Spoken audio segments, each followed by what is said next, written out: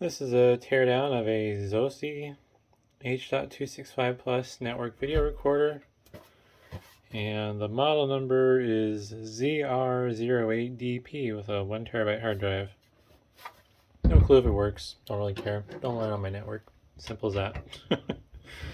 And they're not worth anything on eBay, so there's the other half of the problem. Thought it'd be fun to see what was inside. If I was really motivated, it'd be fun to see if you could upgrade the hard drive in these, but yeah, don't want this on my network. Probably nothing wrong with it, but my theory with security cameras is if it's something the government won't use in their own buildings, I don't know if I want it in my building. Alrighty. Well, let's see what's under the cover. Not much. Wow, not much at all. Seagate. It's a Skyhawk Lite drive. This is definitely built as cheap as possible. Even the steel is cheap. When I flipped it over, I felt some of the edges trying to cut my fingers.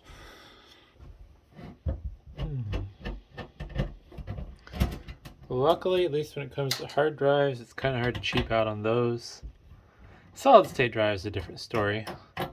I'm guessing once solid state drive prices get to a point where they completely replace mechanical, and we'll start seeing some really interesting brands of solid state drives in these low end NVRs.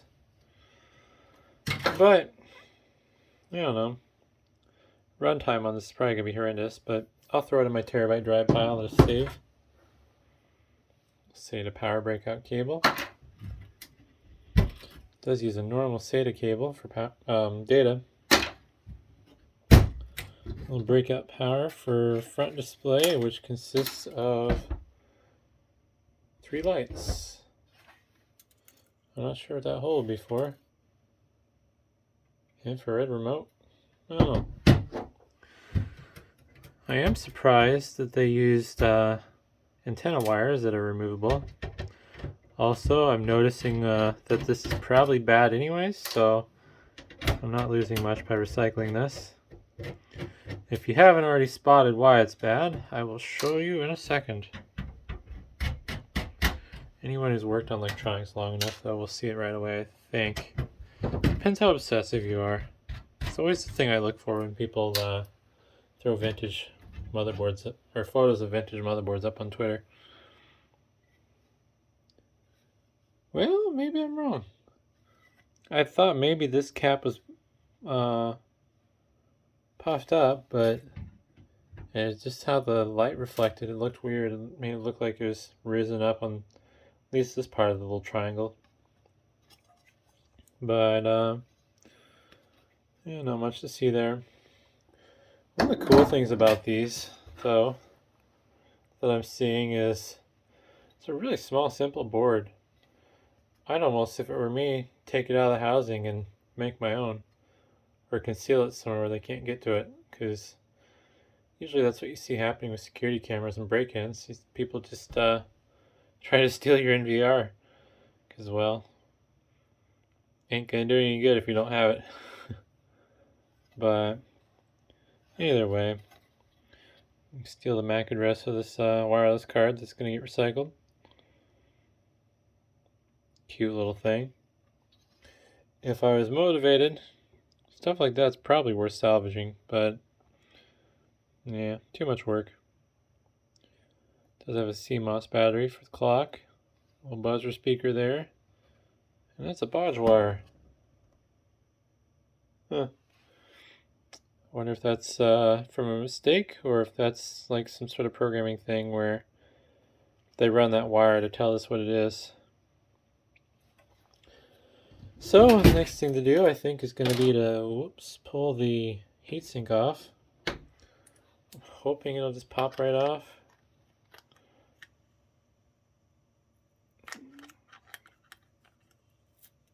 There we go. Just just a little double-sided adhesive, or it's like glue actually. Unfortunately, I don't know if I'm going to be able to clean that off. I'm going to have to see what it is. Gonna have to get creative. Oh, sit down here, and I think I'm gonna have to use kerosene on this. I don't think rubbing alcohol is gonna do the job. We'll try rubbing alcohol first. So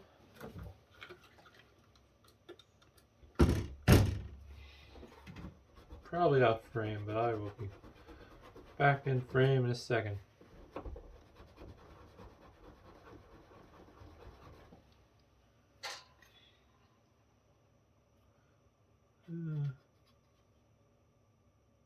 I think that's going to be visible enough. There's the chip. It's HI branded, and looks like part numbers. Camera won't focus. Let's see if I can get it where I can read it through the camera. HI3596, and does have some mystery memory next to it. I don't see any flash storage. It's probably a controller chip for USB.